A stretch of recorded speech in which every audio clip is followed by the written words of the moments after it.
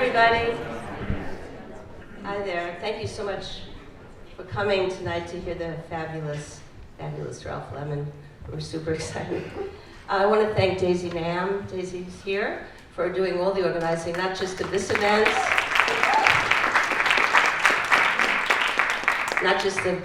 but of all our public programs. She's so fabulous and never seems to get flustered. I always find amazing. So first, I'm the introducer of the introducer. So first I want us to say something about the grant that allows us to bring Ralph and so many other amazing people to campus. It's the Mellon Visiting Artists and Thinkers series. And I imagine this exceptional grant to be a place where artists could come who are thinkers, and thinkers who are artists, and writers who are artists, and artists who are writers, and you could keep going. But the idea was to have people come who work across discipline and across form, but who really care a lot about form as well. And Mellon allowed us to do that, and I will tell you all the amazing people that have already come and will be coming in the future. And we have, part of Mellon is to do workshops for both the graduates and the undergraduates, and then a public presentation, and really to stimulate dialogue about the place of art in society, the importance of art in society.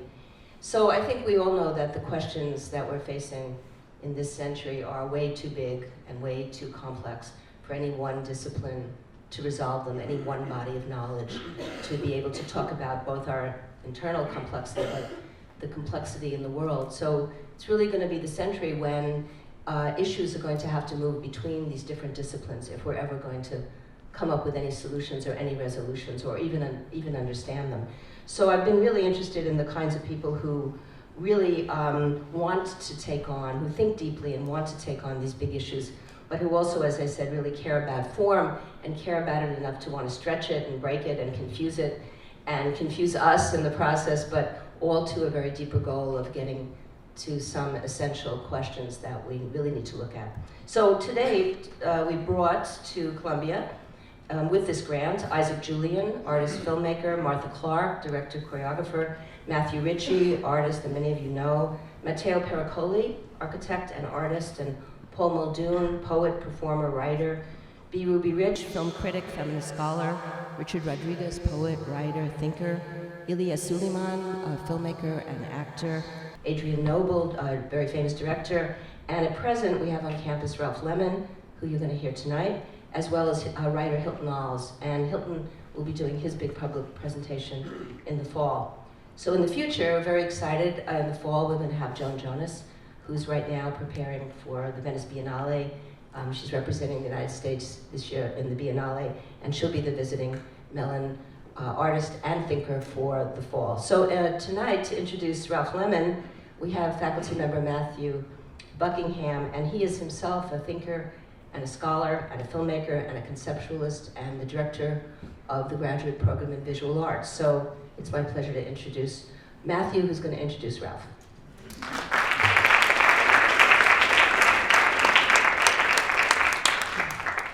Thank you so much, Carol. I'm really thrilled tonight that we have Ralph Lemon with us for this event and over the next few weeks as a Mellon visitor. I first saw Ralph's work when I moved to New York and began moonlighting on the fringes of the downtown New York dance and performance scene, working in different capacities, at that time shooting film and making props and costumes for a number of artists and choreographers. Ralph's work has always fascinated me. His practice is ever evolving, becoming more and more complex while remaining very direct. Working across what are often considered different disciplines, he challenges audiences and in turn society as a whole, inviting us all to reconsider the terms that we live by. He's one of those artists who, above all, remind us that art in itself is a form of attention, and that our worldview is consciously, as well as unconsciously, formed by what we attend to as we navigate uncertainty and ambiguity. making the question of attention always a question of ethics. Ralph Lemon is a choreographer, writer, and visual artist, and the artistic director of Cross Performance. He has participated in solo and group exhibitions at the Contemporary Art Center, New Orleans, the Institute of Contemporary Art, Boston, the Hayward Gallery, London, the Kitchen, New York, the Museum of Modern Art, New York, the Nasher Museum of Art, Durham, North Carolina, the Walker Art Center, Minneapolis, and the Yerba Buena Center for the Arts, San Francisco, among many, many others. Recent works include How Can You Stay in the House All Day and Not Go Anywhere? A dance performance premiered at BAM in 2010. Four Walls, a live dance and film premiered at the Curtis R. Preem Experimental Media and Performance Arts Center in Troy in 2012. And 1875 Cessna Road, an exhibition at the Studio Museum in Harlem. Honors include the Alpert Award, Creative Capital, the Bellagio Study and Conference Center, the United States Artists Fellowship, a Guggenheim, the American Choreographers Award, the Doris Duke Artist Award, as well as 2 Bessies. Please join me in welcoming Ralph Lemon.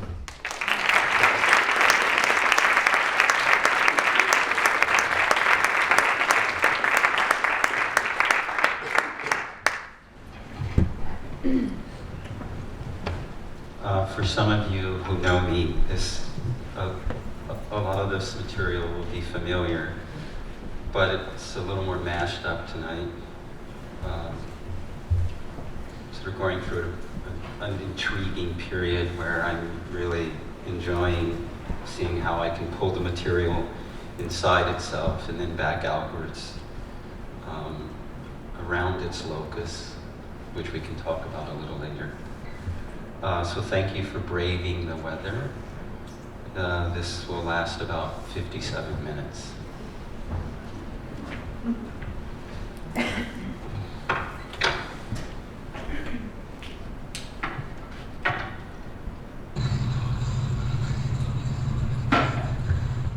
Charlie Patton may be the locus of the original Trinity. Patton, Son House, Robert Johnson. Patton, unlike the others, is more myth than real person. A lot of what's been said about him is probably not true. There is some truth. His music is radical, raw, and his lyrics incomprehensible. He reportedly was married 8 times and reportedly had his throat slit when he was 42. He died of heart failure at 43. He wanted to be what we would now call a pop musician, a pop star. And he was, sort of. He reportedly played the guitar behind his back long before Jimi Hendrix did. He was popular in his time and traveled a lot, but never made it to Europe, unlike Hendrix, B.B. King, and James Baldwin. Remarkable and muddy, a deep earth mud churning. Patton's gravelly, rhythmic mumbling, loud though, mostly incomprehensible, world-weary lyrics, if the translations are to be believed. Who knows what he was really singing about? For instance, here's a no doubt seriously studied translation of his masterpiece, Down the Dirt Road Blues, by a no doubt rabid and earnest fan. I'm going away to a world unknown. I'm going away to a world unknown. I'm worried now, but I won't be worried long. My writer got something, she's trying to keep it hid. My writer's got something, she's trying to keep it hid. Lord, I got something to find that something with. I feel like chopping, chips flying everywhere. I feel like chopped and chips flying everywhere. I've been to the nation, oh Lord, but I couldn't stay there. Some people say them overseas blues ain't bad. Why, of course they are. Some people say them overseas blues ain't bad. What's the matter with them? It must not have been them overseas blues I had. Every day seemed like murder here. My God, I'm no sheriff. Every day seemed like murder here. I'm gonna leave tomorrow. I know you don't bid my care. Can't go down any dirt road by myself. Can't go down any dirt road by myself. My Lord, who you gonna carry? I don't carry gonna carry me, someone else. What I love about his music, the mystery, I think he was singing about the future. like Sun Ra, like D'Angelo, why it's incomprehensible. There's only one photograph of Patton, imagine that. Being that good, genius, famous, with one piece of visual documentation available. More documentation was one of the things I was looking for, so I got on the Greyhound bus, a reenactment of the Freedom Bus rides of 1961, actually. Timely, the 40th year anniversary to the day. 13 original riders, 7 black and 6 white people, including John Lewis, left Washington, D.C. for New Orleans on 2 buses, a Trailways bus and a Greyhound bus, and traveled through the South, testing a recent Supreme Court ruling on the desegregation of interstate travel, the stations, waiting rooms, restrooms, and restaurants. After a Christmas dinner on May 3rd, 2001, keeping to the historical map and research itinerary whenever possible, we left Washington, D.C. for our first stop, Richmond, Virginia. After a couple days in Richmond, visiting friends and sightseeing, we took another bus to Danville, Virginia, the first place the original riders were refused integrated service. From Danville to Charlotte, North Carolina, where there occurred the first arrest of one of the riders due to, of all things, a shoe shine. To Rock Hill, South Carolina, site of the first incident of physical violence. A mob of 20 attacked the group, and John Lewis was the first to be hit as he approached the white waiting room. From Rock Hill to Atlanta, Georgia, where the riders met with Martin Luther King Jr. on Mother's Day. From Atlanta to Anniston, Alabama, where 40 years ago the Klan was waiting and one of the buses was firebombed. The group took another bus and continued the rides. Another group on another bus arrived in Anniston and were also brutally attacked. To Birmingham, where the first group of riders was replaced because of the violence at Anniston, and another group of 10 was arrested in Birmingham and spent the night in jail. To Montgomery, where according to John Lewis, out of nowhere, from every direction came people, white people, men, women, and children, dozens of them, hundreds of them, out of alleys, out of side streets, around the corners of office buildings. They emerged from everywhere all at once, as if they'd been let out of the gate. To this day, I don't know where all those people came from, he said, where John Lewis almost died, where James Swerg, a young white man, was beaten and never attempted to defend himself, even as his face was stomped into the ground. Killed that nigger-loving son of a bitch, they sang. To Jackson, Mississippi, where over the next several months, wave after wave of riders were eventually marched off to Parchment Penitentiary, 300 in total. From Jackson to New Orleans, the original final destination of the riders, where I bought a used trumpet before flying home, a Bach.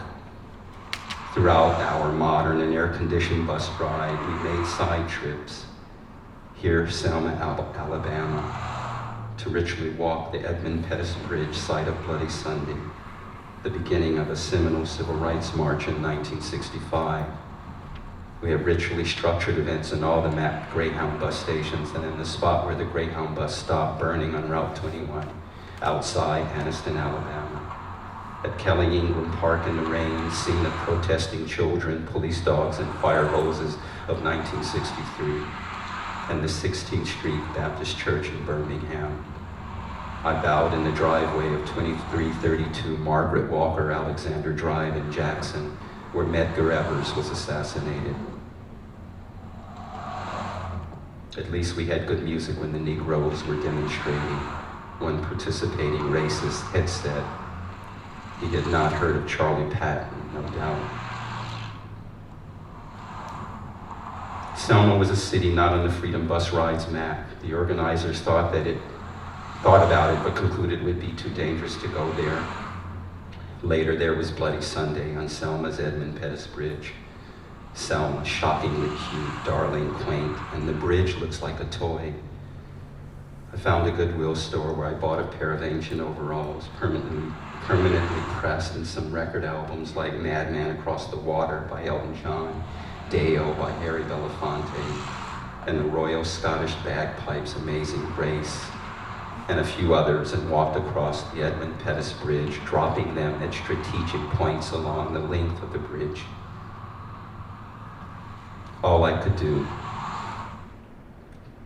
there. An art prayer.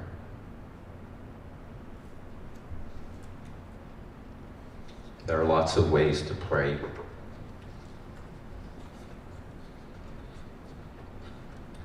Desolation Row. We take a weekend off to visit Duluth, a beautiful city right on Lake Superior, the infamous lynching site, the one that Dylan sang about it is in a derelict part of town, so our memorials to Isaac McGee, Elmer Jackson, and Lias Clayton are aptly situated. We ramble around a yellow streetlight pole in all sincerity. I choose Lias Clayton, the last to fall, on an early Sunday morning, drunks and prostitutes as audience. The camera circles me as I trip up 2nd Avenue like maybe Elias, bumping into walls and cars, falling when it seems appropriate. Reaching the stoplight, the yellow streetlight pole, I press the red button to bring on the walk light, waiting, circling the pole, quiet, leaning up against the wall of the old Shriners building, looking at the new yellow, red, green pole. I pick up a pebble, toss it in the air, sit, look up, stand. I lie down on my back on the sidewalk for a long time, thinking about the drunks across the street at the corner bar looking at me. Lying on the ground, I could have been any of them, Isaac or Elmer or Elias, hard to tell from the old blurry photograph. 3 bodies in dungarees and overalls with white shirts torn off, tied and twisted around their waists. Drunks are up early drinking Gatorade outside the cozy bar. What's that man doing on the corner? He's doing some weird shit, Lynn says. Another memory, history, that has mostly disappeared from what is today. There are probably more black people in Duluth then than now. Now they just seem to be us, but actually, I read this. Back when the cozy bar still looked out on an empty lot, a few people here knew what had happened to those men. 3 black circus workers who were hanged from a light pole on June 15, 1920, as a crowd of 10,000 looked on. Many white people had never heard of the lynching. Older generations had chosen not to pass the memory down. Many African Americans here had heard of it, but spoke about it quietly among themselves.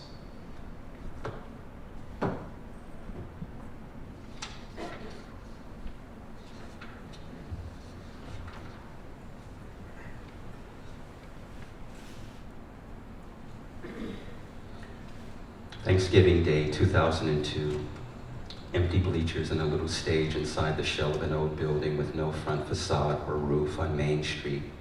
I danced on the stage, falling through the decaying plywood occasionally to Mississippi John Hurt's 1928 recording, Lewis Collins. Cars speeding by on Main Street, my only audience, a 3-minute blues dance done twice to all those who had died here. The sky was brilliant blue, and not a single car stopped to watch.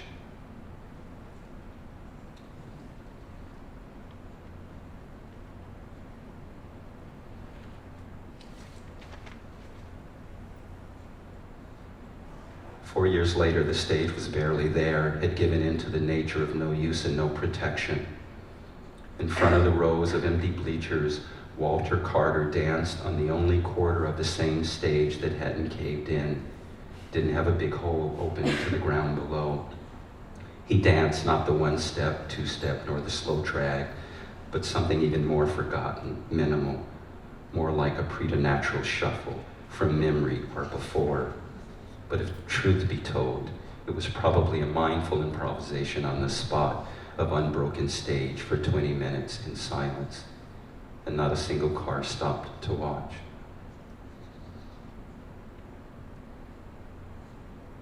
He had to be stopped. Oldfield, he panted. I helped Walter down from the rickety stage and stairs, and we sat down on an empty bleacher facing the occasional traffic out front, our backs to the vanishing platform theater. Walter, do you remember ever heard the story of a man named Minifield who was lynched, burned at the stake in Yazoo City around 1923? You would have been 16. All the black people in town supposedly fled, ran off. That would have been you and your family too. Minifield? Maybe I knew someone named Minifield. Sounds familiar. Walter never talks about ghosts. And why should he? He's 100 years old or more. Later in his house, his front room, his dark front room, the living room, cool under the loud knocking air conditioner. Walter sat in a chair sleeping between sips of chocolate Ensure, his dark palliative and breakfast, lunch, and dinner. Sitting across from Walter on the couch, Edna, his wife, said, "You know, when he was young, he used to make ladders by hand. That's what he did."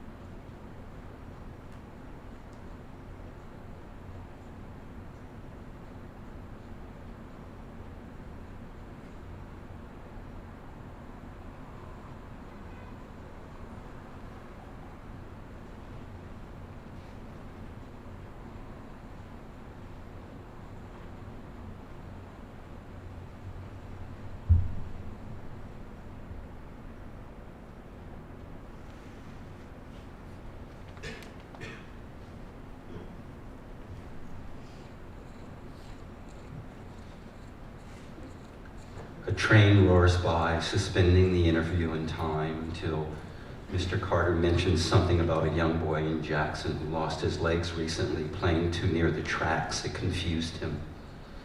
"I bet he crawled up under that thing while it was running," he says. The whistle seems to go on forever, a long freight. Maybe 5 minutes goes by before I can ask my next question.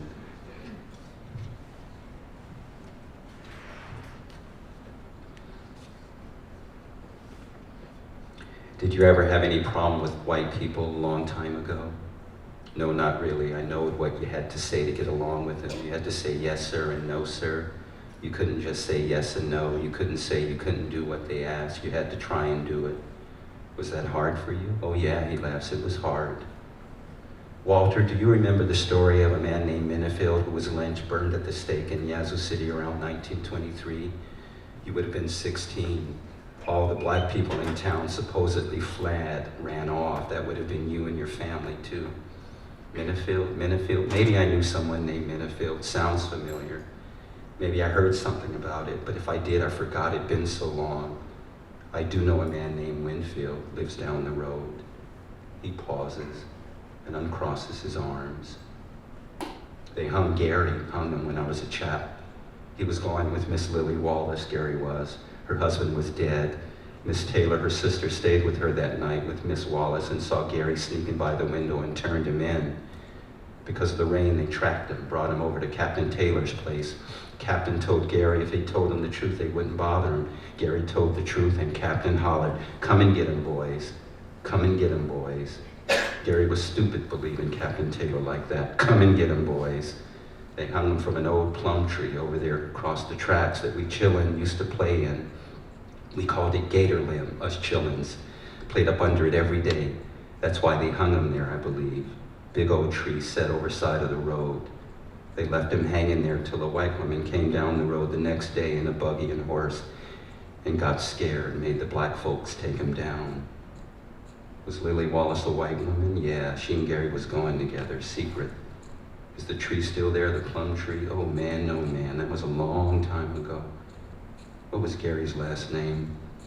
I don't remember. And then Walter later told me that Gary's name was actually Jerry.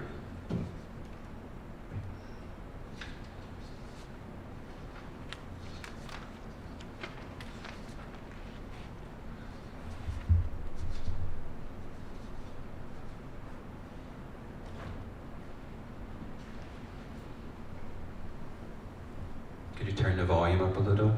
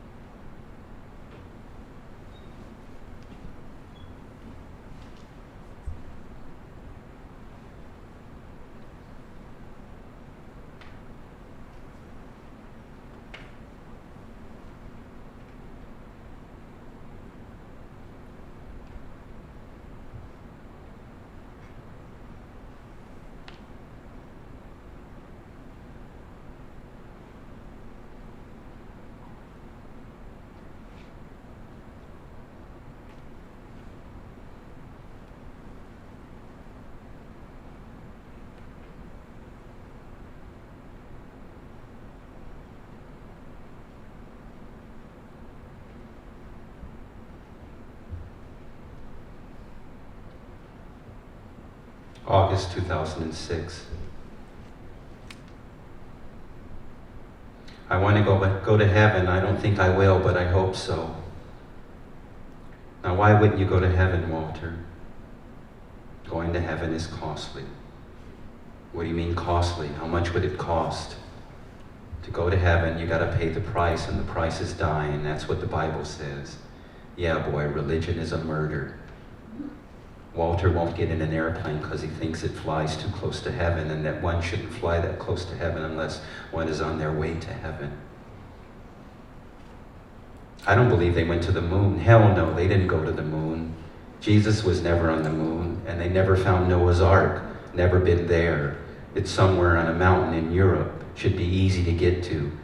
And if they've never been to Noah's Ark, how are they going to go to the moon? But Walter, there may not have been an ark. There may have been no great flood. The whole episode of Myth, what about that? Boy, you crazy. It's right in the Bible. I might not be able to read, but I can hear enough to know what I know. And why wouldn't you go to heaven, Walter? I asked, hoping to get back to his first surprisingly naked statement. I done broke all the rules. What rules? The 10 Commandments?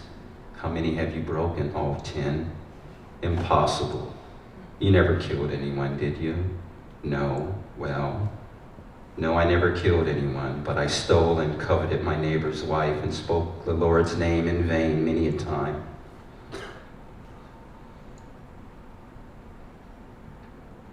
Walter was obviously not in a good mood. Shit, come on, let's go. Ain't enough people here, nothing going on.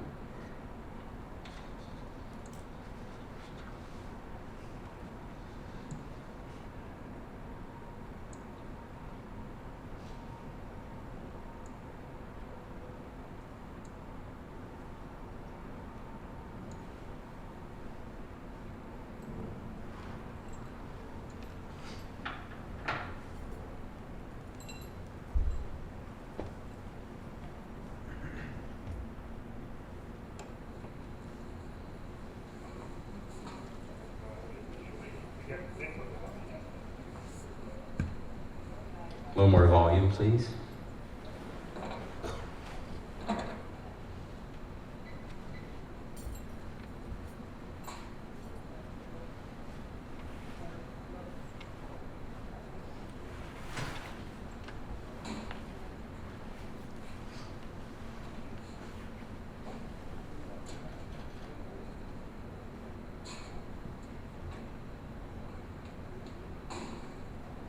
With his history, Walter carries a sweet smell of soil, sweat, shit, and piss. An ordinary old rural body, perhaps modern. My nurse bathes me, Walter blurted out later. What? My nurse bathes me, otherwise my wife Edna tries to do it, but not very good. I tried to imagine a young, plump, white, blonde college student bathing Walter's naked body in some method, and couldn't, embracing only what the higher values have left of it.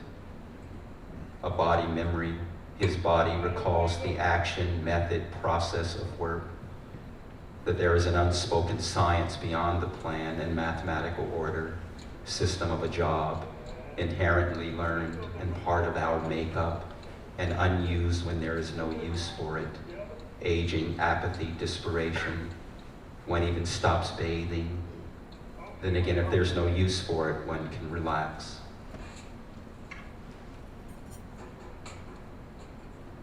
The efflorescence of Walter, the new chapters. 4, return of the same childhood wisdom. Their precise recognition to process, again, the organic sequence of a job, what goes where and how, a perfect process and structure, because there's a known or recognizable beginning, middle, and conclusion. He knows where he is, has made a decision, and is complete in the doing. Knowledge intimately connected with doing. Innocent in knowing nothing but his truth, because they can't have no time for any worthwhile contemplation beyond what they're doing. Yes, no tyranny of now, no tragedy of time here. Events without cause, and when they're done, He screams because he's hard of hearing. We finished. We finished.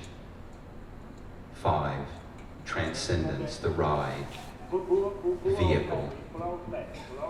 Forgetting becomes a specialty. It is supposed to happen. Left alone with 2 to 3 to too many things to remember, he forgets. Details are less important than what he has understood, gleaned, decided as the most important thing to do. And in this case, to conclude. We were outside again in his backyard, our final day, few minutes looking at the overgrowth, the overlong garlic grass. There was a lot of rain this year.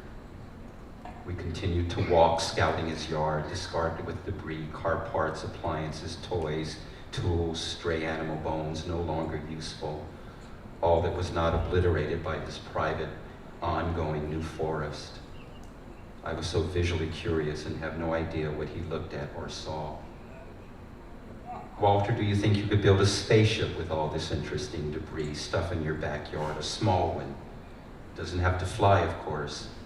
This would be the part of our story where you fly to the moon or even heaven, wherever you want to go. A spaceship, build a spaceship? No, I'm too old now. Can't work like I used to, it's too late, too late. How about if you had some help, your grandson or son Warren, someone like that, you design it and they build it, put it together. A spaceship, maybe, maybe.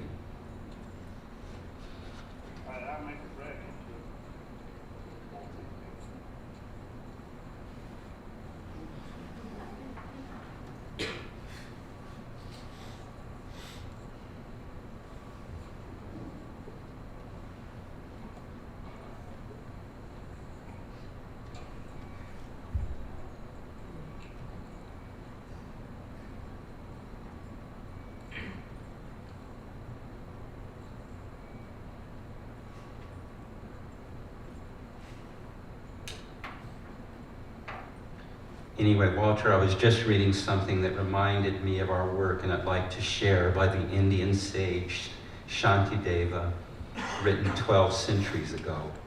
And I kept yelling. All that I possess and use is like a fleeting vision of a dream. It fades into the realm of memory, and fading will be seen no more. Yeah, that's right. I don't remember nothing and almost everything's gone. Nice poem. Indian, you say? Walter asked. Yeah, definitely colored, I answered. There was also this, colored differently. I had read this to him before. Walter Benjamin. The angel would like to stay, awaken the dead, and make whole what has been smashed, but a storm is blowing in from paradise. It has caught his wings with such violence that the angel can no longer close them. The storm irresistibly propels him into the future to which his back is turned, while the pile of debris before him grows skyward. This storm is what we call progress.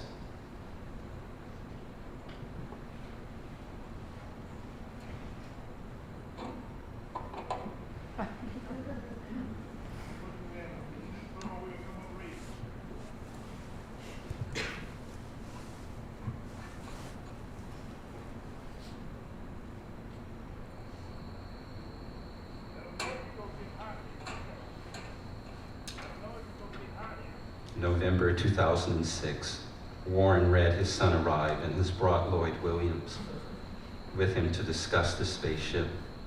Lloyd, someone I had met a few years ago, could do the necessary work and asked all the right questions, trying to understand the point and shape of the thing. I walked him around Walter's yard and picked up some rusting hubcaps, old transistors, discarded screens, and a toy plastic Jeep big enough for a child to sit in. It didn't seem necessary to mention the models or drawings I had sent Walter in the mail. I get it, he said, a little of this and a little of that, and big enough to fit into a pickup truck.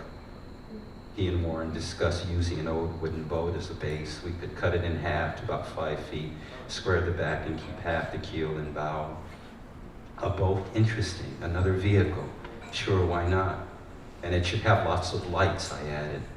Right, lots of lights, but this thing don't have to be fancy, right? No, not fancy, but deliberate, well put together. and Walter gets to decide what color paint. And then I wondered whether this was a battleship. Did it need a weapon, maybe Walter's shotgun? Or were they assembling something that had more to do with a celestial joyride? I also asked them to document the building process. Document? Yeah, with a tape recorder. Whenever you can remember to turn it on, just record the work. I'll leave you a tape recorder, some batteries, and lots of tapes. Well, sure, no problem. At that moment, I actually thought the spaceship would be built and wondered what that actuality would mean to my life existence, practically speaking. What would I do with it once Lloyd, Warren, and Walter were finished with it? Surely some force majeure would not allow it to leave Walter's environment. Unless there was to be some surprise to the end of this part of the story, this our experiment with some fake aerial life. Now, what about money, I asked Lloyd. Will you need some advance to get started? It seemed an appropriate question to accelerate this new momentum. Don't talk to me about money, Lloyd answered, and then he looked at Warren, who smiled and looked at Walter. Yeah, I'll pay you when I pay you, Lloyd, and you better hope my check don't bounce. Walter laughed. Warren smiled, and we all agreed that the check should be sent to Warren. The occupancy of the proceedings, a movable feast.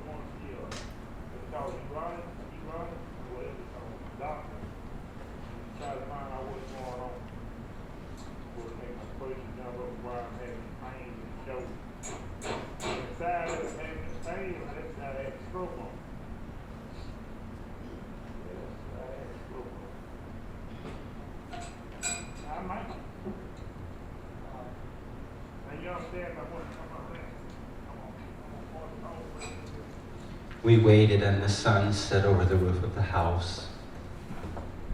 With the dulling light and complicated setup, we had one opportunity, one try at it, for soon it would be too dark and Walter's energy was fading. I took Walter for 3 practice walks, finishing and walking back up the path and then looking back, pausing, discovering more left behind, returning and retrieving more and turning around again. One chance and it would be done. Walter walked out of the event and back to his house. This is almost over, he said. I didn't ask what he meant and wondered what he knew and knew whatever it was, he was right somehow, that we were almost finished.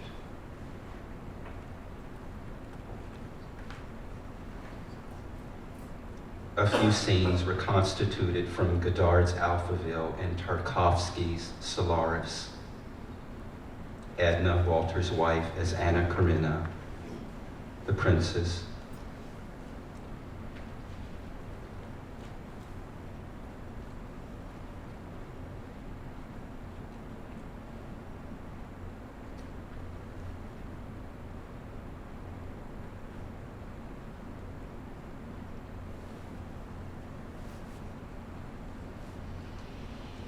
Walter is Dr. Chris Kelvin, the psychologist.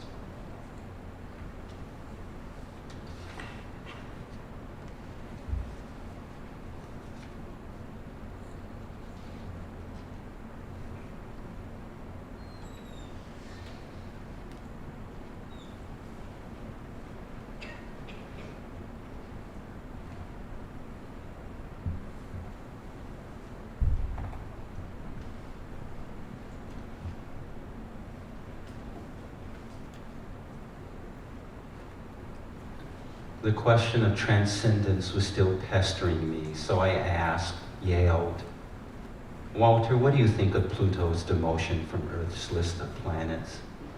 Because the new planet rules, because of Pluto's oblong orbit of Jupiter.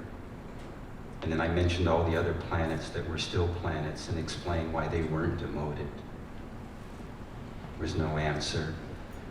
Walter was silent, unusual. And Edna added that she and Walter had never heard of Pluto or Venus or Mars or Jupiter or Uranus or any of the other planets I had mentioned. And then Walter said, I know this is the Earth and I can see the moon and stars almost every night. What you see is what you get until you can't. That's all he said. Transcendence is an ordinary revelation. Maybe Walter's right. Maybe we didn't really go to the moon, and if we had, we would have been able to return, or not able to return. Too conceptual and complicated. Plus, why aren't we there right now, playing in all its dust? It's so close.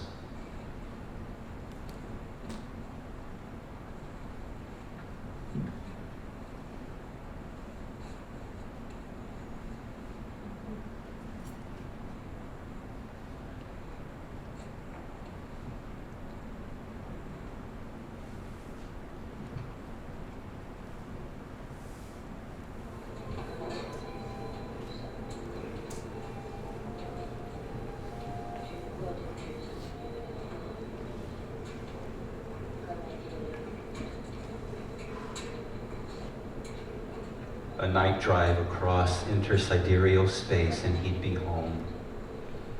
Don't look back. You can't go back. The hood slipped from the punctured helmet, the knuckles like nuts and weathered cable flexed on him. The rhythm started with the ship's sway. His body senses what will happen while his mind is still lagging behind. Both phenomena, the tears and the trembling, could result from the effort he's making at this moment in vain or from sincere regret, tearing at all his nerves. Delirium.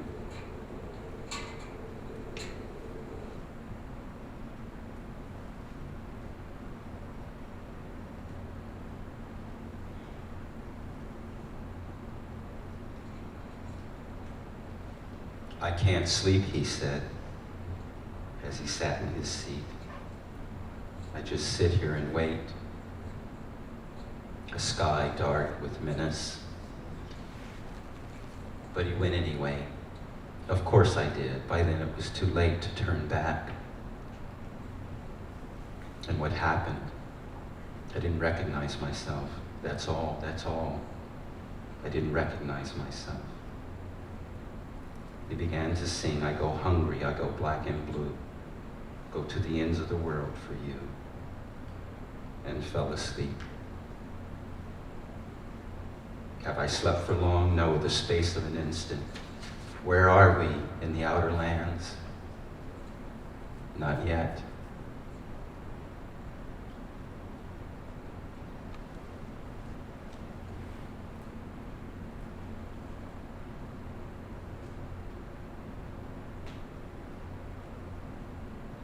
And then the atmosphere collapsed, just like that. She blamed the collapse on an inadequate connection between columns supporting the upper and lower air pressure. She didn't know what to say. Her thoughts becoming deeply slow. You're looking at me with an odd face.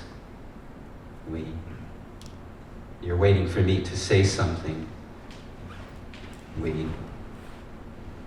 I don't know what to say. They're words I don't know. I wasn't taught them. Help me.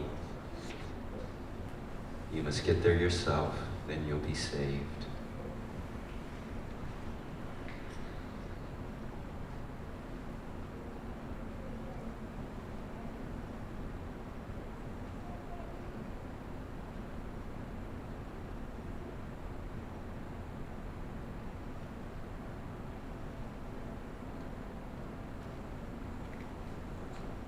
He closed his eyes, then scanned the horizon and saw faraway figures in sky blue t-shirts and white dresses this time. There was also what looked to be a dog sparkling in the distance, silver-coated. And in a black line of waves speeding towards the ship, a cosmic flood, he diverted the spaceship upwards, barely beating the waves. Oh my God, come down, mysterious planet. If it were high tide, the waves would have got me.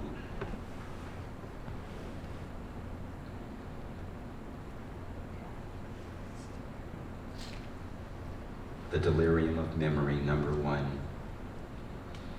When I first met Walter, he shared a story about witnessing a lynching when he was 8 or 9. A black man named Jerry hung for making love to a white woman, a Miss Lily Wallace, consensually.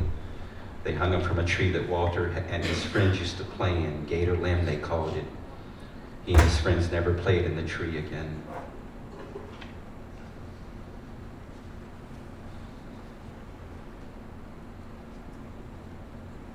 The Delirium of Memory, #2. When I first met Walter, he showed me some juke joint dances he had danced when he was a teenager. Old dances formed on the spot of his memory at that moment.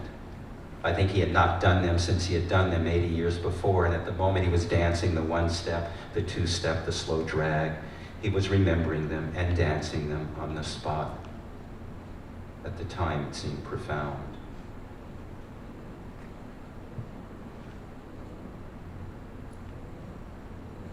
Walter and Edna, who they are and what they represent, cannot be staged. It is a symbolic exchange. In some respect, by viewing this, they are being erased. Their real mundane life, body politic history is not this. This erasure creates a myth, an imagined open space story.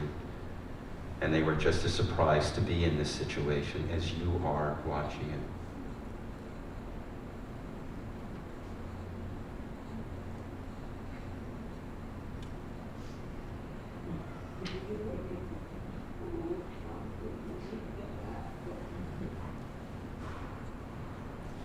There's some splendor in this documented truth or fiction. What you are watching is also a bit of a failure, these ideas, people, lovers in video. I imagine some simultaneous existence, live or film, and neither, as is, seen, not seen, whole without iteration. But dreams and ambition, however intelligent, are not to be trusted, so really I'm sort of fucked sharing this. What a challenge. It may be that this conundrum is unsolvable.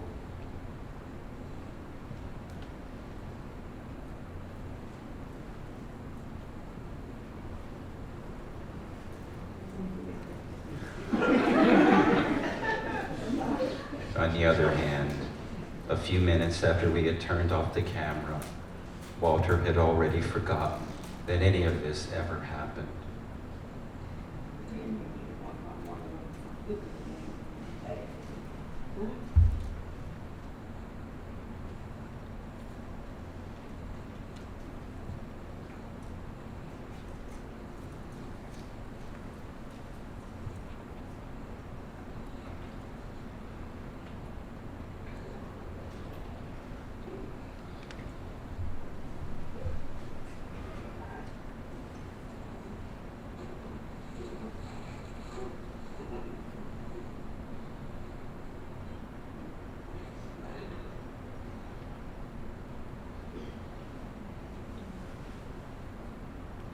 Did you ever think of me? Only when I was sad.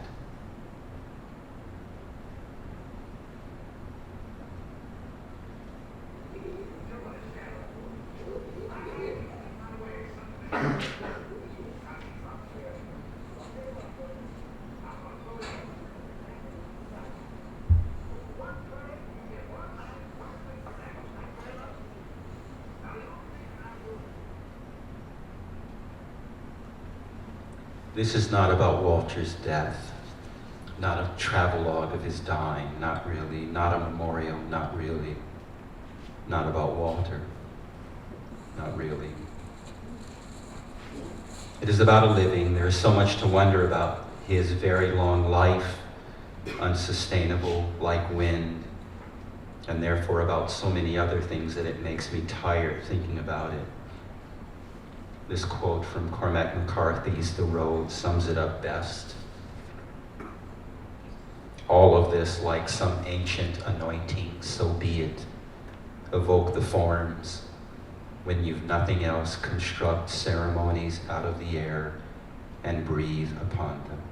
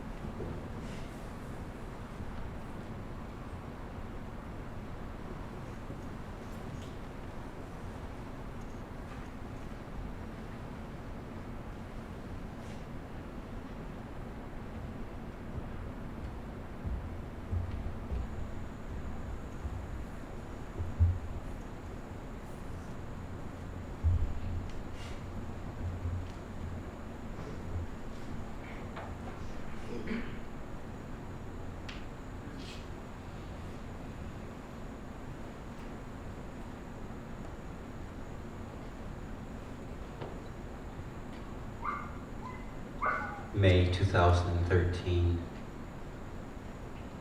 When we last saw Walter, he had flown off in his simplest, upkept spaceship. In my dream, a dream that lasts 11 minutes, Walter lands on what appears to be a futuristic, barren cotton field on another planet. The spaceship falls around a tree-like organism. Maybe the same planet, maybe not. The inhabitants, the sci-fi ghosts of the R&B singing duet Sam and Dave and their spouses, Emma and Lorraine, or professional funeral church ushers dressed in funeral church usher white. They find the spaceship and plant a garden around it. They think it's a god. Walter is never seen again.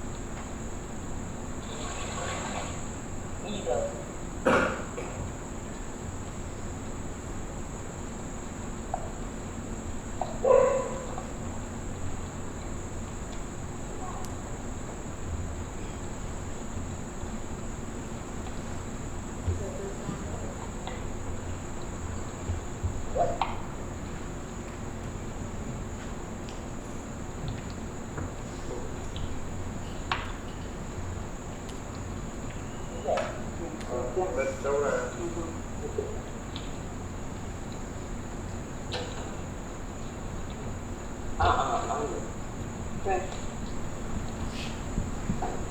Well, we're gonna need you to, Margaret.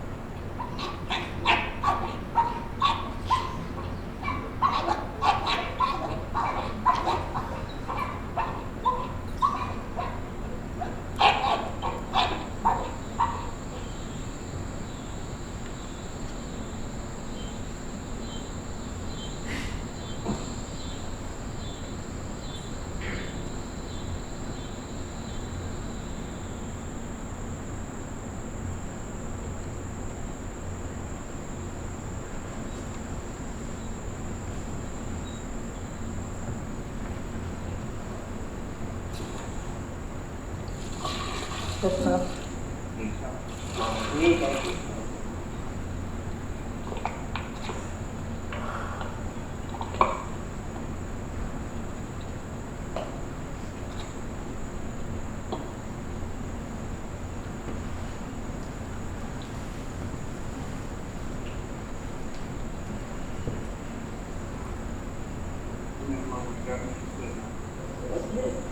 Now get what? Yeah. Yeah, dig a hole. Right there.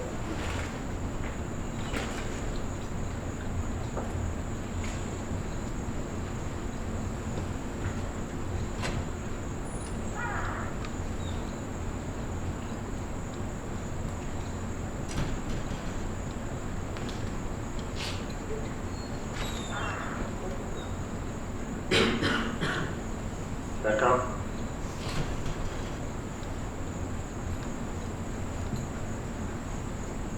You don't.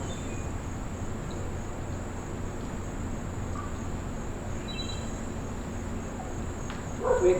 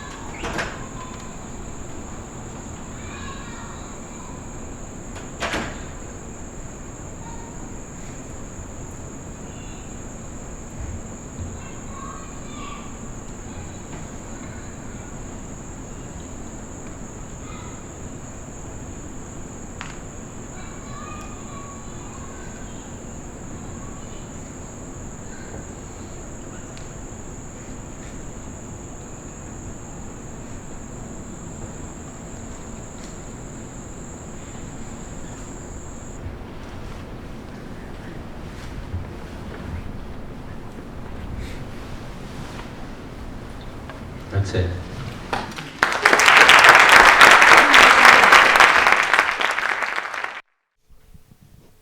So I had a place to begin, but I feel like I've actually seen radically different work than I've seen before. And I think what's interesting is with the last piece and just also with the narration from the book on top of it, it was just a radically different experience for me. And so now I want to start someplace that's different than I would have started before. And I guess, I mean, you mentioned that this project, in terms of documenting the South, you know, retracing the freedom rides and this history of violence, had its origins in Without Sanctuary, or your response to Without Sanctuary, which, you know, gives us these kind of spectacular images of the violated and lynched body, and you set out to kind of produce a body of work that is, you know, produced against spectacle. And I guess I wanted to talk about some of those strategies that were part of, I mean, you describe it as the counter memorial. I think of it also in terms of certain strategies of opacity and obliquity. I think there's the status of the kind of the everyday and the mundane against the eventful and the monumental. So I don't know if you just want to start out there thinking about the kind of the, you know, the shadow archive of this, which is, you know, the kind of canonical lynching photographs and what it means to produce a radically different kind of work in response to that same history. So that's the old beginning. That's the old beginning? That's the old beginning, but I'll...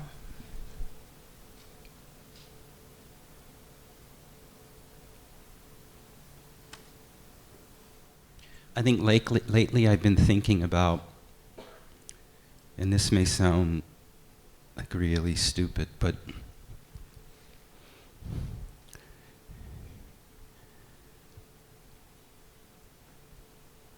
you know, as an attempt to go beyond the more apparent in-your-face violence of a particular kind of cultural experience that feels almost static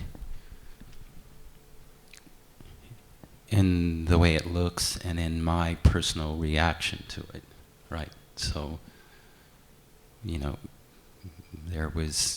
it can kind of begin with this idea of race and, you know, the Black American experience in America. But then there's something more interesting to me about just our human relationship to violence. And then if one goes beyond that, like what's instigating that? All of this really came up for me again recently with all this crazy stuff that ISIS is doing, you know, so like, well made, you know, violence that's sort of documented and scripted, and particularly the last video, well, the second to the last, of the Jordanian pilot. And I never do this, but, you know, that I watched that video and was just, you know, I mean, there's the horrific violence of watching someone burning alive, but also they made an art movie. And I found myself like really like confused about like, how should I be looking at this? Like someone has really formalized a kind of like event that I could easily translate as evil. But then if I expand that thinking and reaction, then it becomes more complex. And then it becomes like these spectacle lynchings that happen in America a lot. Like, I'm sure there are grandparents and great-grandparents of people living today who are involved in those kinds of spectacle events, that were experiencing those events beyond a particular kind of racism. So then what is that? That need, that capacity. And then I think about my own, and this may be getting very far away from what you're trying to get at, but you pulled me back in.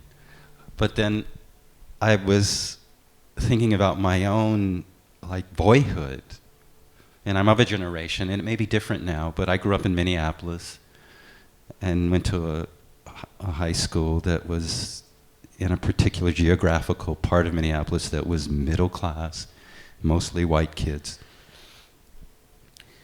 And I feel like it was normal, but it was like schoolyard justice, like what a boy went through, like to just become part of that larger collective of boyhood. And, there was some really crazy stuff that my body experienced from my friends and the older friends of my friends that were incredibly violent. And I experienced them and I hated them, but I thought this is part of what one has to go through.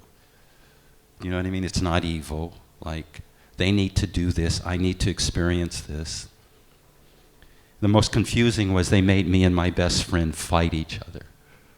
And it was amazing because it was like completely formalized, right? They planned it and we had to get together at a park. We had to meet there and we knew we were going to fight each other. And we were fighting and I refused to fight, but my best friend was fighting me because he had to or something, or he decided that he was going to be part of this very clear, unspoken ritual. And I know my head at that time, it really fucked me up because I don't understand this. This is my best friend. Why are we fighting? And yet I also knew that the circumstances of it, that's what it dictated. So, when I went down south, there was a part of me that was going down there with a particular kind of political correctness. I'm a black man of a certain age.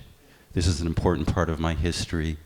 I'm also an artist, so it's also really interesting to kind of materialize this idea of race.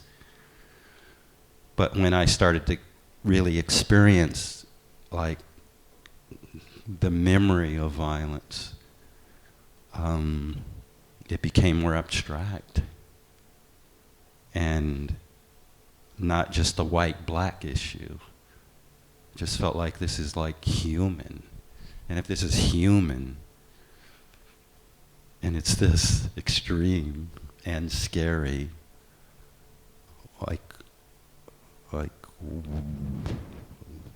what's my experience with that? Yeah. And so it's ongoing.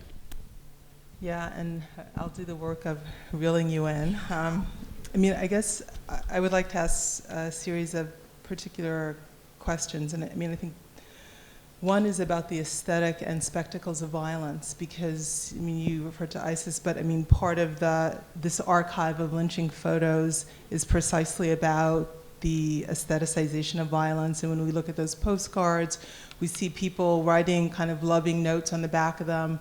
Mom, this is me in the crowd, I'm so proud. So there is a kind of self-fashioning that's going on that consolidates something, and it may be one version of the human, right? But I guess you were involved in a different kind of project, and if we kind of bracket the kind of black man political correctness narrative, it seems that you were involved in an art-making practice that had certain kinds of questions about time and memory and history and how we deal both with eventfulness and oblivion, how we, just kind of trying to open up and enter, I would say, a certain space of temporal entanglement. I know you like to talk about the future past a lot, or even in the text you read tonight, you were talking about the blues as a future text, the future that Walter opens up. And I think that's an important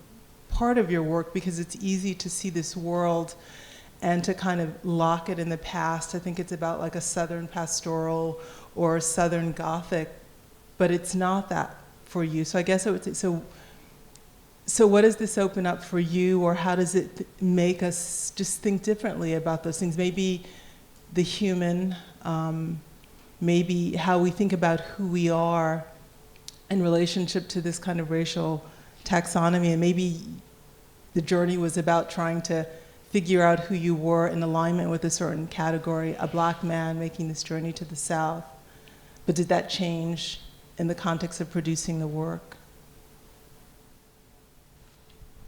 Yeah, I don't, for me, it's not been about identity politics. It may have began that as a portal, Yeah. you know, just something I could write down on a piece of paper that sort of was comprehensible conceptually. But it's clearly, for me, I'm mapping out something that I'm imagining. You know, it's like Samuel Delaney talks about, he writes the books he writes because he's creating the worlds he wants to live in. And you definitely feel that in the work. It doesn't seem like it's that if anything, I mean, I think of the fugitive practice of the work as trying to dislodge certain kinds of social categories. Yeah. Yeah. And I also feel like the work is sort of doing that organically. And do you want to talk about like some of the ways that happens? I mean, one thing that's interesting for me, particularly about Walter, but it also happens in your performance work with Okwe, is about your relationship to bodies, how you work alongside with and inside other bodies. And I was thinking of that particularly because you have two descriptions of the performance on the stage in Yazoo City, your own. We don't see your performance, but we see Walter's performance, and it seems like it's a very taxing performance for him. So I don't know if, is that a way to also think about dislodging that, because there's a certain kind of boundary between self and other that maybe collapses in the work, or there's a certain kind of porosity between those bodies, a certain... Well, Walter throughout, I mean, lucky me, has been an avatar, and one that's clearly refracting a certain play I'm having. So the dance that Walter was doing on that stage, I had done a dance, probably very dissimilar to that, with no audience. No. The camera was facing the direction I was dancing. So it's capturing just an empty set of bleachers. And then Walter did the dance in the space 4 years later, with the camera focused on the dance. Because his body sort of became the memory of my body dancing, or the memorial dance that it was.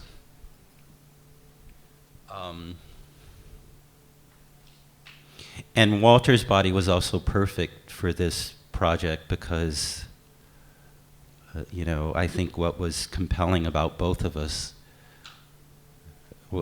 about the relationship differently, was that for me, a big part of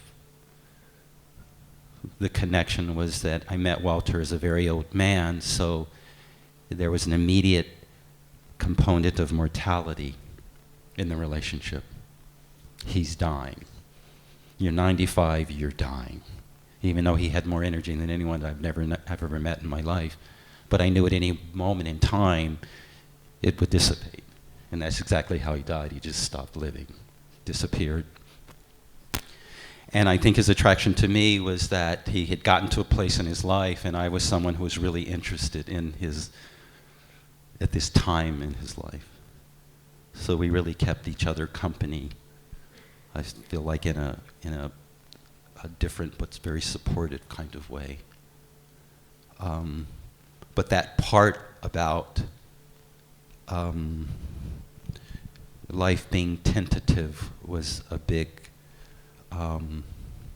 connection. And whenever we would say goodbye to each other, he would say, I don't know if I'm going to see you again. You know, so there was that. There was everything was really being finished and then continuing to be finished until it was finished. And then what's kind of great for me about the project, which maybe goes back to this other question you had, is that in what it represents, it's this collective of people I get to work with who understand what it is that I'm doing really differently than I do. And they have a different agenda and agency in their relationship to the work. And they're really committed to the work in a way that is inexplicable to me. And I think my relationship to them and my ideas and why I come down there twice a year is kind of inexplicable to them. So, you know, we don't language it in a way that I'm used to languaging it. We just kind of do it, and yet what gets done is quite elaborate. Like Lloyd builds spaceships, you know, out of the junk debris that's local. And he builds these things very elaborately. And if a spaceship needs to move to surround a tree in a forest, that can be done. You know, so it's like the work can get really complex. It's not like country, like rural labor, you know? It's very, very sophisticated, and yet we don't use these terms. I think that's apparent in terms of your representation of that space. I guess, I mean, what I like about the work, and particularly in the last piece, I mean, there's a kind of, its heterogeneity is apparent, just in terms of that there are these multiple purposes that are coalescing but are not necessarily the same. And I guess I wanted to ask you a question that's twofold. One, in the piece that was formerly entitled Funeral, which was the last, the women, the funeral ushers or the church matrons who are planting their flowers, which the first time I saw it was so identifiable for me as a kind of, like African American funereal ritual, just seeing those women and the kind of the power of those church matrons. I can, remember them in my grandmother's Baptist church in Montgomery, Alabama. So it was so just kind of like incredibly resonant with all this meaning. And then there was also your play at the same time, right? So this is all staged, it's all artificial, and then it's deeply resonant and ritualistic too, right? So that there was something very open about it and not easily resolvable in terms of, again, a kind of like nostalgia about like an African American folk past, but yet there was a kind of ritual content, right? There was a kind of deep knowledge that we feel being articulated in that space. And I guess this time around it felt differently because of your narration, right? That there's a way that it's a scene, but you also explicitly construct it as a scene for us. And so, and I was wondering, so what does he want us to do with his narration? Does he want us to believe it, or does he want us to reject it? 'Cause I found myself very divided, and I felt like, oh, he's giving us a caption, but what are we supposed to do with it? And so if you would just talk more about that and how the work becomes different in every iteration. Yeah, the narration was for tonight. Okay, yeah, okay. I mean, there's a real collaboration in what's actually happening. I'm helping the narration continue. After we built this spaceship when Walter was alive, and he had his moments physically investigating it. And he flew away somewhere. The next question was what happened to Walter and what happened to the spaceship? Well, the spaceship was an easier problem to deal with because it was still there in Lloyd's garage.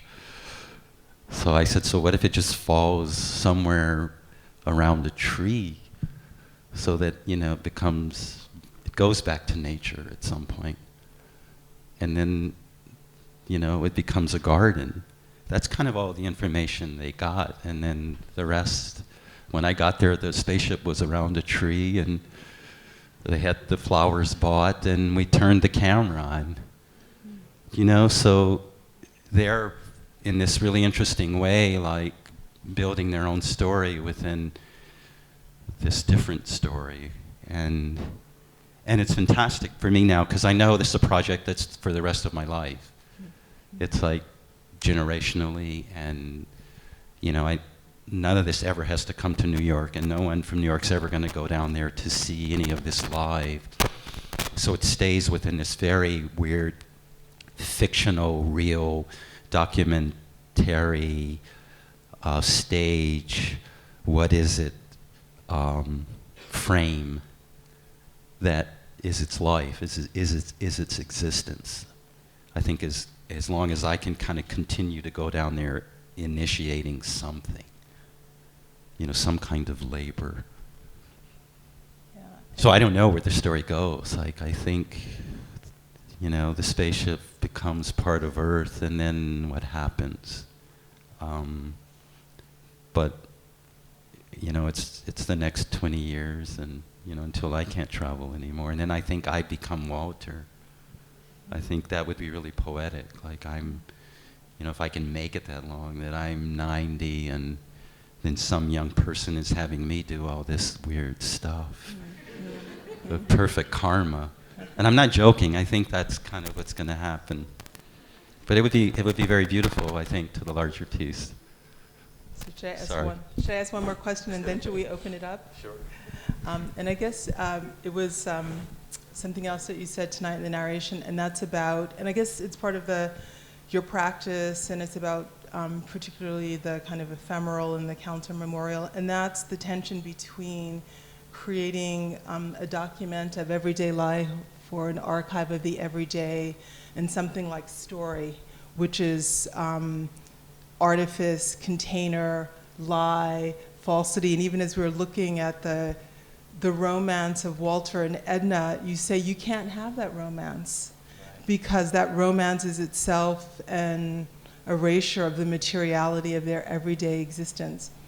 But my sense is that you want us to have both. Yes. So I don't know. We want the equipoise, right? I mean, that just feels like a no-brainer. At least I do, because I don't feel like there's really, like,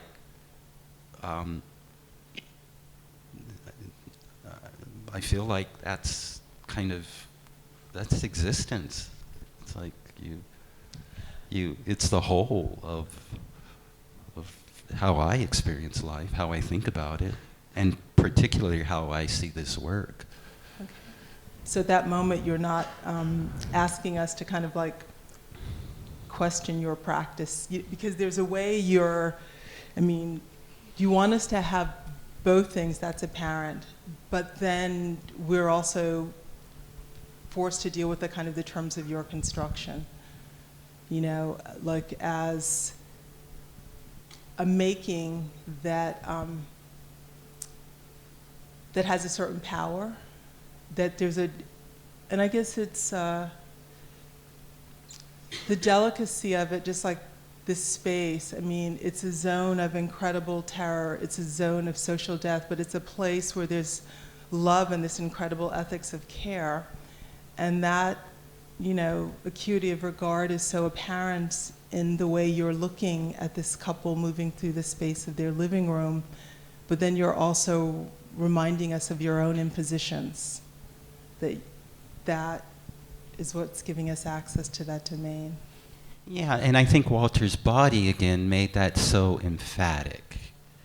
And this was not something I was projecting on him. He lived 100 years, 102 or 3 years in this small town in Mississippi. And what he experienced as a man there was horrific and mundane. And he let me know that every day. This happened, and then this happened. This happened, and then this happened. And it was all in the same kind of feisty Walter tone. It's like, oh, so you're witnessing a lynching or helping someone get out of town or having this experience as a child is not more important than you're watching a Western you're really interested in on TV, right? So that was really good for me in my exoticization of being down south and hanging out with Walter. It's like, oh, it's just a man that like has this large psychic vocabulary, right? Yeah. And maybe that's really special. I don't know if that's not common. Mm-hmm. But in that regards, he was a teacher. So, you know, I can't have that kind of capacious range in my life. But I can think that that's like a big life. And a big life is like a good thing, I think. Should we let others speak? Ask questions? To both of us, please. Thanks. Is that okay? Well, recently, Brian Stevenson of the Southern Justice Initiative made a map of all the lynchings that he could, and his organization could trace. I guess over, I think 1855 through to the 1960s, I think. And they found 813 sites. And the comment was, and this is true, you go through the South and there's always a memorial to the Confederate soldier, always facing north, never with his back to the north, that statue in that little town. And that's that kind of memorial. And so like this work and the way you speak of it makes me think about all the lives in all of those 813 places. You know, people lived through and had both the terror and they had the mundane in those places. And I think the aim of having made that map is to actually instigate these kinds of memorial projects in each town. So I'm just wondering, what do you think about that and that project, which is, you know, pretty big, to make memorials or counter memorials? That map, a kind of reign of terror that is submerged. And yet mundane too, because people live there.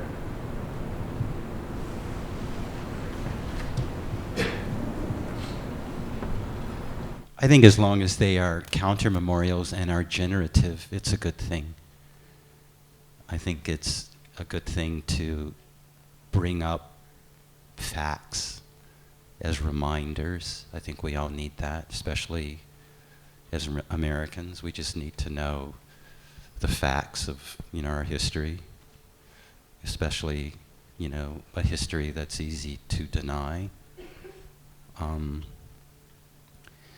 But I also feel like it's really important not to just settle on, again, the violence of it as violence. I think there is an opportunity for, like, more, you know, beyond the memorializing. It takes more work, but I think there's more kind of just, like, cultural opportunity to keep kind of opening it up and looking at it in a much larger framework.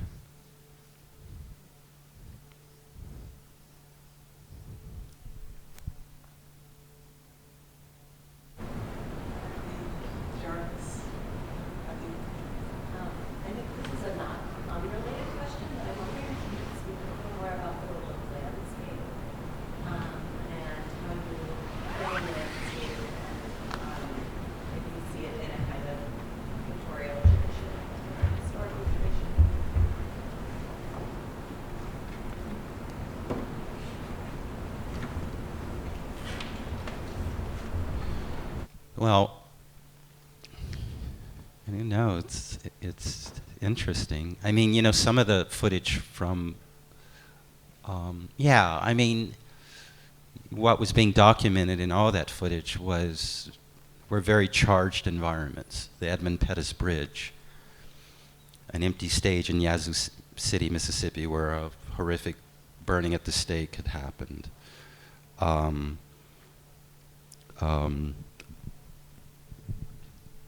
The remnants of a abandoned cotton gin. You know, so yeah, it's full of these landmarks that are charged, but that are also, I think, mundane Southern geographies. You know, and then we just sort of frame them in a way that kind of visually, like, was interesting, made them formal as best we could. But again, I think kind of going back and forth between like the ghosts and like modern art, you know, which is meaningless in that regard. But I think, you know, that dance is, in itself, is really charged and fraught.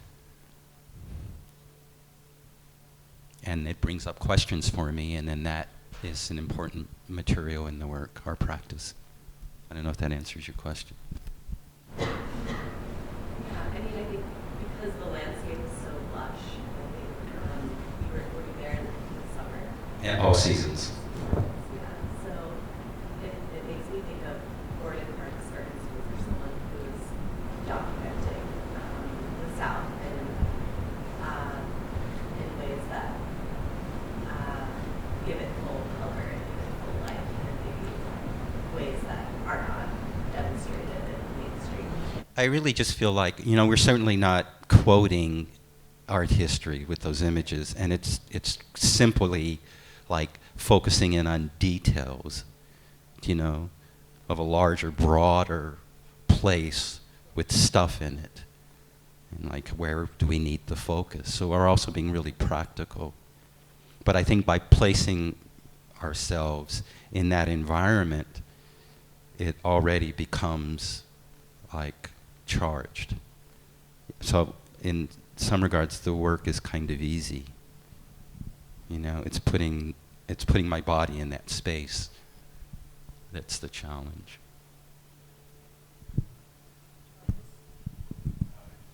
Thank you so much. I really enjoyed what we watched tonight, the experience. I was really struck by seeing Walter launch into outer space, and then hearing that he landed in a cotton field, and see him in a cotton field. It seemed, you know, so incongruous to me, both spatially and temporally. And I just began to think a lot about, you know, the questions around, you know, futurity, Afrofuturism, outer space, and the South, and what's the sort of what it means to sort of think about those questions in that space, given the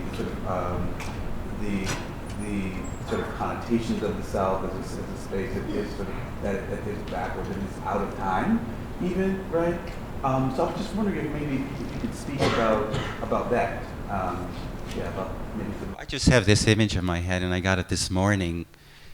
The Charlie Patton, I threw in this morning because I think I'm like a big fan of his mythology.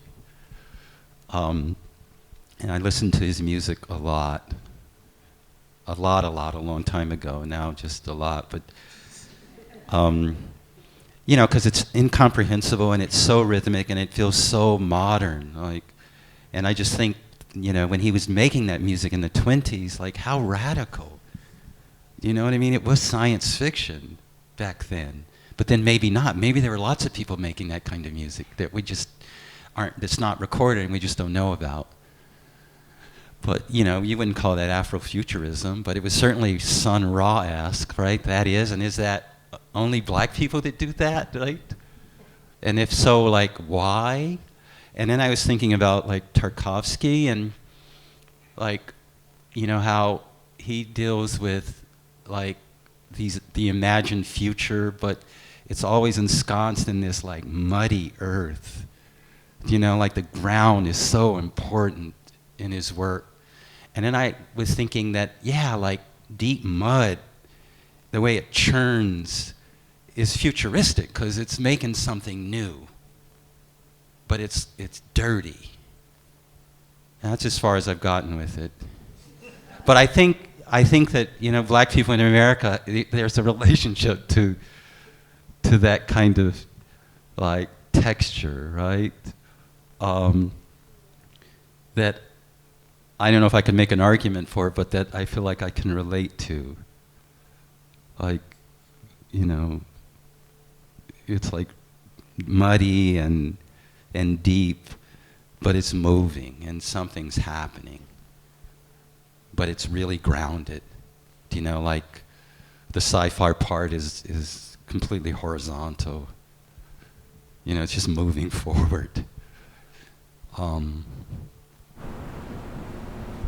mean, it's interesting because it could be like the South as the atemporal space, or it could be like South as post-colony with time past, time unfolding, and time anticipated are all in the same zone. And it seems that, you know, Walter's trying to make this flight, but he's fallen back to earth, and he's fallen back to, you know, that fallow cotton field. So there's a kind of failure and recursivity to that flight that I don't think it could potentially open up even more the kind of temporal entanglement that is in Ralph's work, as opposed to thinking of some kind of arrested image. Because I mean, I was also thinking about the Du Bois, the Negro as he really is, those kind of furrowed rows. Yeah. But I think that there's something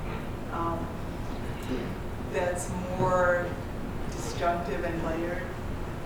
Yeah, and you know, for those of you in the South know this, there are hardly any cotton fields. They don't grow cotton in the South anymore. They grow cotton in Mexico now.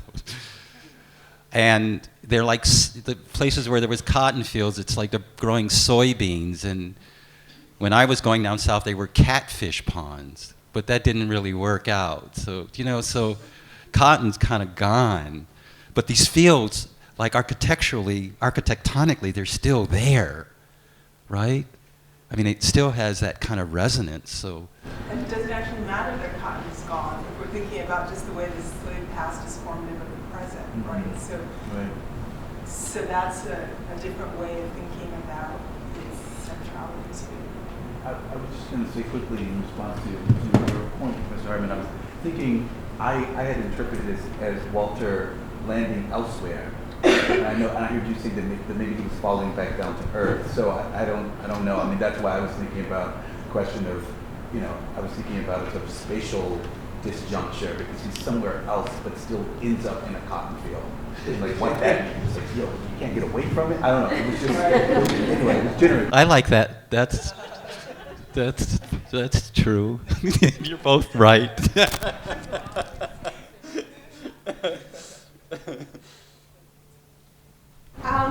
You mentioned this, but I'd like you to talk about it further.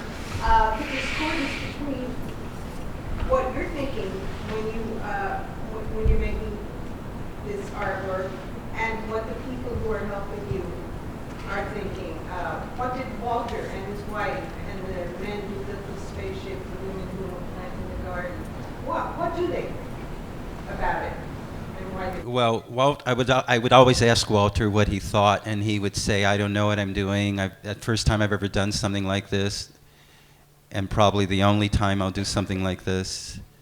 But ultimately, he would just say, "I'm having a good time. I like the work." And so for me, I think what was really encouraging is that Walter made it clear to me that what we were doing was a good labor. It was like a labor. It was about, that's what I feel like he was mostly translating from all the stuff I was kind of thinking about. I think they all have a different relationship to it.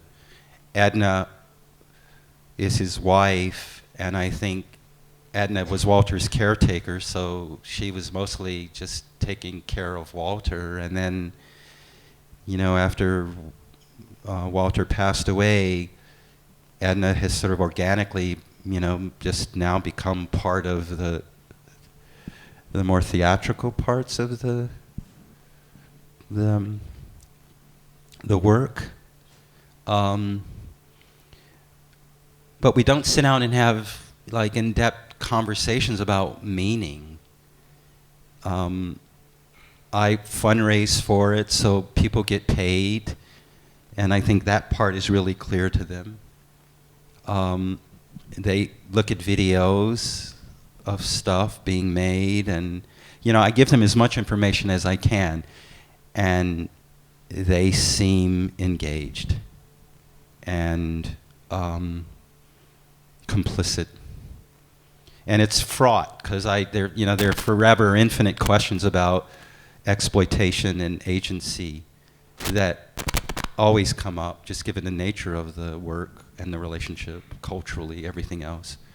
And I think that's a good thing. I feel like I'm trying to do my best in like trying to be really like collaborative. And then that may be imagined, but it feels that way to me. I was just also curious about, you have a different idea of transcendence than they do, and I wonder whether questions about that come up. And what is their idea of transcendence? Well, Walter talks about the Bible, and yours is more science fiction.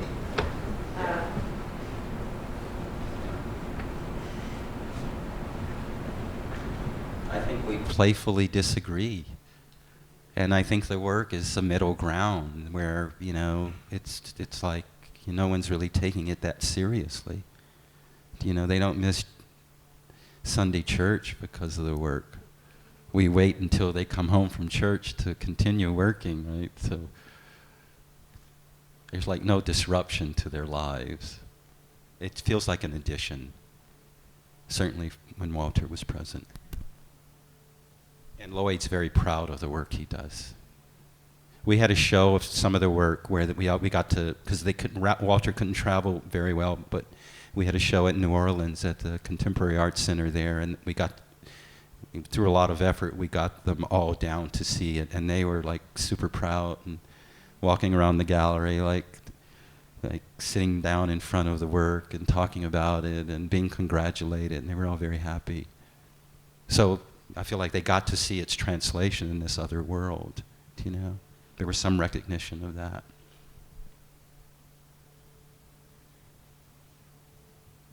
There's one more question.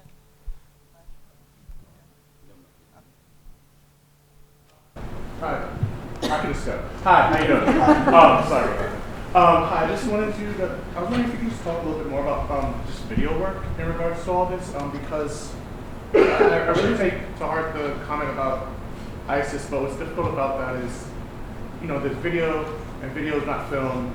Video seems to have a particular immediacy to it, and I think you're right that there's about the aestheticization of violence that makes ISIS video seems a little unique, but there's also like how this one body, this burning body, is also representative of an entire nation, right? Like, how has this body been mobilized in order to make a particular kind of statement? In the context of the videos that you have here, and the video work you're doing here, it seems that we don't get that configuration of the black body representing a people. We don't get the configurations of these larger kind of like nationalisms that become visualized on the screen. However, we do get relations that also at times mobilize the person behind the video. Because what you just said about the fact that you're dancing behind the video, so now we're actually thinking about who is, or what is the body's work that's actually behind the camera itself. And then also how the geography becomes mapped out. The beautiful first snippet where we're walking over the bridge, and when the video stops, is when the pavement stops, right? Like in a weird way, we have landscape comes into view when we think about video work and where can the video go? What kind of relationships can be made intelligible inside of the screen? And I'm pushing against calling that humanism, or a kind of generalizable term of how we all work with videos, but almost your practice, right? Your practice as a dancer with the video camera. I was wondering if you could talk about the video work in relationship to your own body, behind the camera, next to the camera, and with Walter. Well, it's all choreography, right? For all of us. It's not just dance people, but I always work with videographers, so there's always someone holding the camera that's not me. I can do that. I mean, there's a little of the footage over the years I've been working on this stuff where I'm behind the camera, but mostly it's someone else. So that's another perk for me, because I can say, it'd be nice to have this documented. I can look at the frame, but then there's a part of me that doesn't really care. I'm interested in like what happened, like what did get documented. So it's the addition of another eye, like looking at an idea refracted through their lens, culturally, or, right? I mean, the collective team for a lot of the southern Mississippi work in the last, gosh, maybe 6-7 years, they're white guys. So, you know, and they're coming that deep down south to this area, and it's a really different experience for them. So their bodies are also kind of really fragile. And I'm sure that affects like the viewfinder, you know, what they're gonna frame and how they would frame that differently than what I would frame. And I think that's all part of it. It's a mashup. And then of course it's, you know, it's like so much of the work that I share with you is, you know, about what happens in the editing room. You know, that's when it gets back into my hands. But even that is almost like the creating of something that is about the footage, and in some regards has not so much to do with what happened there live. So it gets, you know, it's an opportunity to kind of create a whole other different kind of story, which is completely mediated and very different from the live experience, which I think is important. Because I feel like the live experience is about the live experience, and that should be untouchable. I say this a lot, and I'm sure those of you here who have heard me talk before have heard this, but I feel I'd be a better artist if I didn't document any of this work, right? Just have the work as this experience or this exchange between, you know, me and this kind of community of really amazing people. And I don't think, because they don't care if the camera's on or not. They don't seem to care if the camera's on or not. Like, they're doing the work. And Walter especially, like, he didn't care. And he would always, okay, Walter, we're done. Walter, stop. Walter, stop. You know? So I think, again, if I were like a better artist in the way I think about art making, it should have just been that live experience and ephemeral. But then it's like problematic, because I feel like part of what one does as an artist, or what my job is as an artist, is to share like what you find, right? That's the making part, it seems to me. Maybe. Anyway. These are questions I just get to continue working with. Thank you, Ralph Lemon. Thank you. Yeah.